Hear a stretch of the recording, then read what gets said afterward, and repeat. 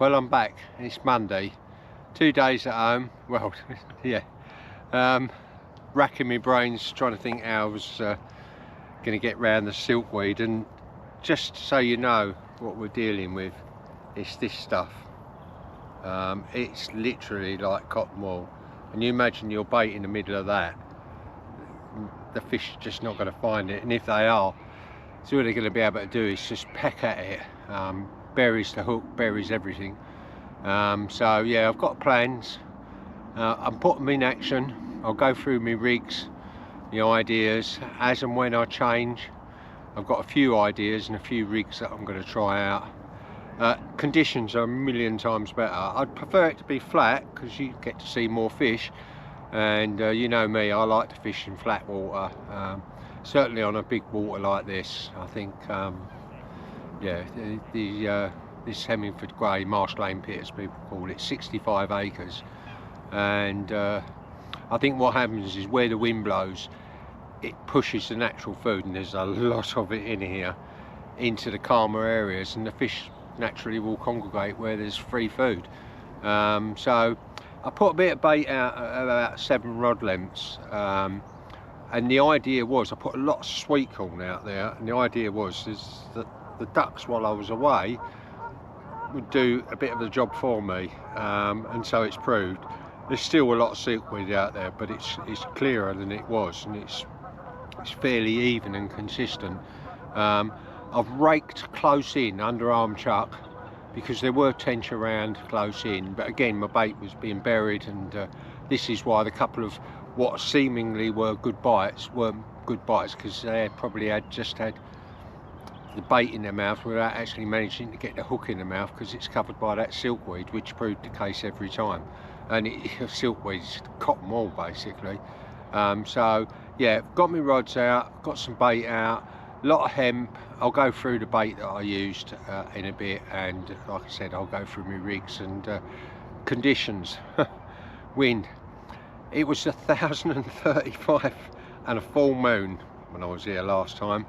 It's 993, so that is a low pressure. That's the lowest it's been for a long time. That'll put some oxygen back in the water.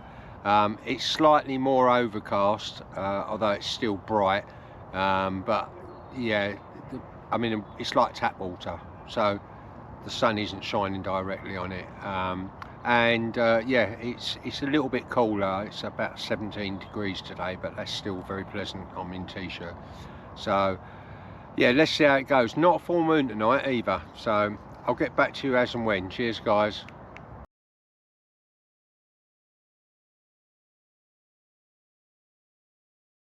So I'm going to go through what I'm going to feed. So basically I've got some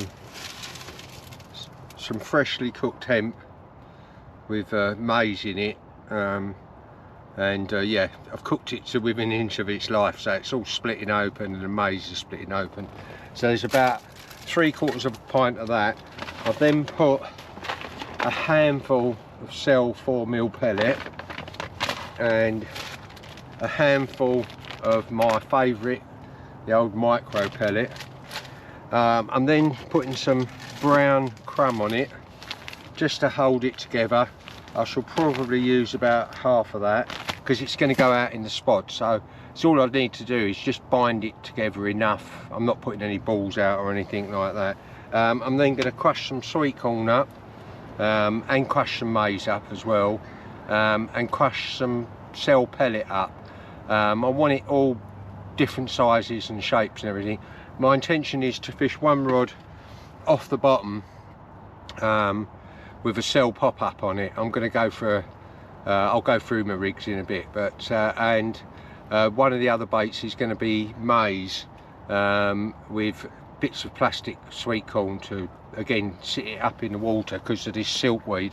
And what I do with my maize, when I soak them in a brazine flavour, and I cut all the ends off them.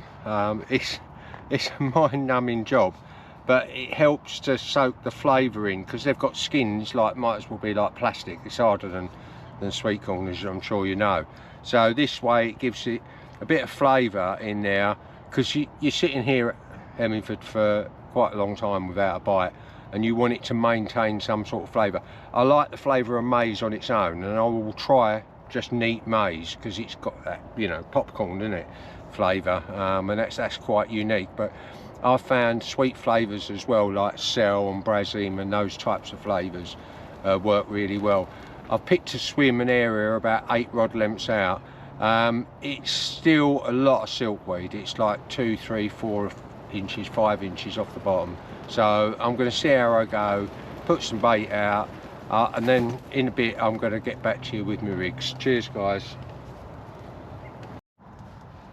So slight variation. I've been messing about in the water close in with the silkweed, and I was going to fish a helicopter rig, but it was just covering too much of the line below the hook, and then pulling, just affecting the presentation too much. So the rig I've gone with an inline lead, as you can see, 2 ounces, got about 2 inches of free movement, and then I put a shot, old-fashioned BB shot, it's not lead I might add,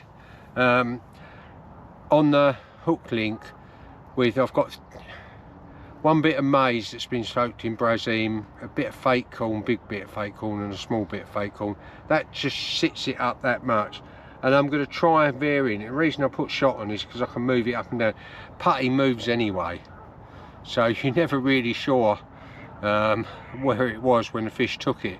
So I'm going to start off about that distance off the bottom, off the bottom, if that makes sense. So it'll be that way up, and then on the other rig that I'm fishing further out, I've gone same rig, inline lead, similar amount of movement, lead shot again, not lead but tungsten, whatever it is, and I've gone with a krill pop-up and a whittled down bit of krill boilie.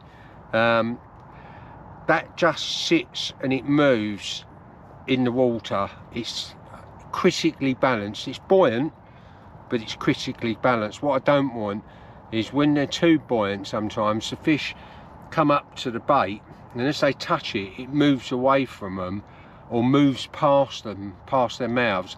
They're not coming back for it. They're going for the rest of the free offerings that are out there, and then you're waiting another 3 days for the fish to come back and find it again. That's the case on Hemingford anyway. So hopefully with this moves in the water, and it sort of moves, it sits sort of like that in the water, if that makes sense. A bit like a chod rig, but it's not. I mean, I'm using a braid hook length, and that's 10-pound braid. That's the size 9 Drennan barbel hook, and I've got a 10 on the other one, and that's 10-pound black braid, which has been stripped back, so it's probably the diameter of 3.5 pound line. So that's good enough to pretty much, for me, with my rods, to land anything. On the rod on the inside, I'm going to keep one on the inside because there were fish about. I'm going to stick with that maggot rig, which got me a few indications, if nothing else. And I know the tension here like the maggots, and it's 4 fake maggots on a size 14, but the fake maggots are on a hair, and then I put 2 real maggots on a hook. I hope that makes sense. So as and when and if, I'll get back to you. Cheers guys. So just a quick correction, I said that I had a krill boilie and a krill pop-up. It wasn't, it was a cell boilie and a cell pop-up. And I just wanted to show you one of the other rigs that I use. So that's a pop-up with two halves of dendrobina on it. I call it an octopus rig, and it sits, oh, don't know if you heard that, that was an indication on my middle rod. It sits up in the water like that, so if you can see it, and the worms wriggle about. And I found adding worm or maggots to your boilies or pellet, whatever you happen to be using, sweet corn, can make a real significant difference on hard waters like that, and like this, and in particular here, more so than anywhere else. I mean, I've always said this is the hardest water in the country, and I think a few people would agree with me. But anyway, cell pop up and 2 halves of a dendrobina, and that will go out and it will sit on the bottom just nicely. I'm going to pop that up about 4 inches off the bottom. Hope that makes sense. Cheers guys. Lovely evening, 6 o'clock on first day. I've had half a dozen single beeps on the 2 rods further out, nothing on the inside rod, but I did see a tench roll about 15 minutes ago, not far off my inside line, so whether it managed to find my bait or not. So I raked for about 45 minutes and my inside rod's still coming back with that silkweed on it. But yeah, I've just sat that maggot rig up a couple of inches off the bottom, just to give the fish a bit more chance of finding it. In amongst that candy floss, better term than cotton wool. Yeah, I'm feeling more confident than the other day. I'm happy with my rig presentation at the moment. I've brought the rods in once and had a look, and it yeah, I've got silkweed on it, but I'm obviously picking that up as I'm bringing the rods back. So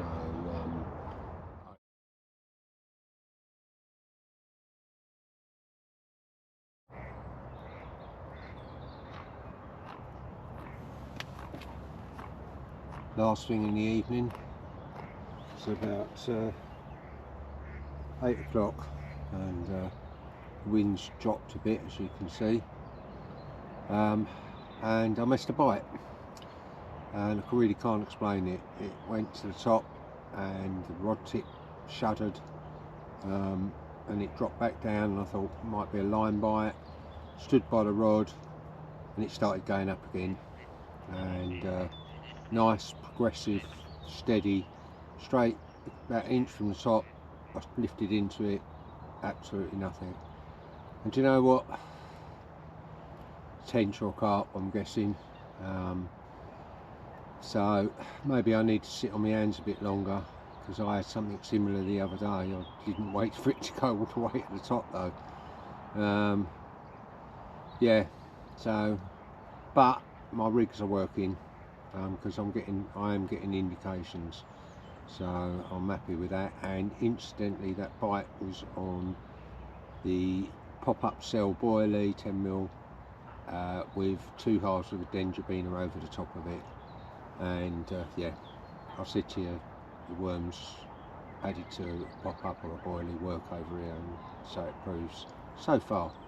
But we'll see. I've still got 2 rigs on other baits, so let's see how we go. Morning all. Bit of a damp one last night. About 11 o'clock, skies opened, and it's just absolutely, as you can hear, tipped it down non-stop. And this rain is in, comes right up until, I don't know, at 2 o'clock this afternoon. Stay inside me bivvy, unless I get a bite. I managed to fish last night. Very small mirror, about 9.5 pound. Quite an odd looking fish, very odd scale pattern. Because it was chucking it down, I only managed to get a photograph of it. But a fish is a fish, so happy with that. And yeah, broke my duck over here anyway, so can't grumble. Carry on, see what else is out there, as we say.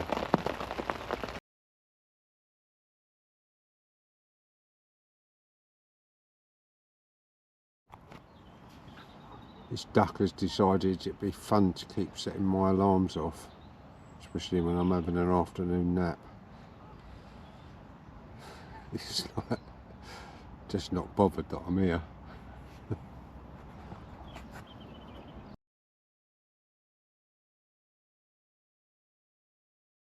Evening, as you can see, the rain's nearly stopped, although it brightened up a little bit this afternoon. Flat calm in front of me. I'm fishing over by those 2 little islands, about 6-7 foot off of each one. It's about 5 foot right by the edge of them, so good holding spot, I suspect. Where I had the carp from last night. For a couple of weeks, I think. Fingers are crossed. I'm optimistic. I'm always optimistic, so I'll get back to you as and when I catch something. Hopefully this time my GoPro's on full charge, which it is, and I can film me actually landing a fish and catching a fish and looking at it, so rather than a rubbish photo on my phone. Cheers guys. Morning all. So end of my second night, just the one fish, that's a small mirror. I'm sorry about the rubbish photo, but it happens. At least I caught. Very quiet second night. I had one beep on the inside rod and one beep on the rods further out. I ended up fishing further out a variation of a chod rig, kind of heli rig stroke chod rig, if that makes sense. Yeah, hard going. Weather conditions absolutely awful. We've had rain, it was cold during the night last night. It's now gusting, windy, and bearing in mind I'm in the shelter position, you can see the ripple on the water. Evidently there's 40-mile-an-hour winds coming about 8 o'clock, so I'm starting to pack up now and head home before that starts, and a long drive home. I think either Bures or Alton next week. But anyway, thanks for watching. I hope you've enjoyed what I've had to offer, and please don't forget to subscribe and such like. Ask any questions, feel free. I'm an open book, as you all know. So cheers guys, speak to you soon.